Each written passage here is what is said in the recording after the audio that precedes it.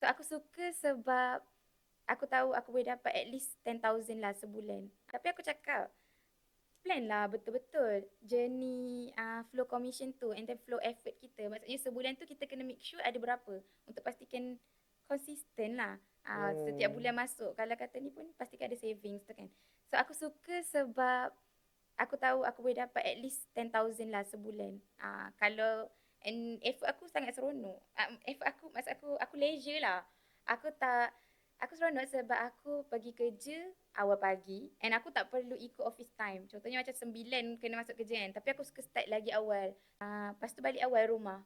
Pukul 4, pukul 5 tu aku dah balik kat rumah. So kau disiplinkan diri bekerja macam Ah, orang bekerja. Betul sebab bagi aku kerja kalau freelance ni, kalau kau free sangat kau jatuh. Kenapa? Kalau kita kerja untuk diri kita and kita boleh dapat more than that, kita tak boleh disiplinkan betul-betul diri kita. Tapi ada kerja yang kita buat. Uh-uh. Sebab kerja tu dah macam kita punya lifestyle lah. Marketing ke, content ke, everything, kita dah macam kita punya lifestyle. So kita tak rasa macam kita bekerja because of passion dan juga kita tahu apa yang kita buat lah. Betul. Lagi satu bagi aku sebab fleksibel lah. Dia best tau sebab fleksibel. Lepas tu duit keep on masuk. Ya, faham maksudnya yelah sebab kau dah post video-video tu, benda tu video tu bekerja untuk kita Ya. sebenarnya, dia leverage lah in term of digital punya benda kan.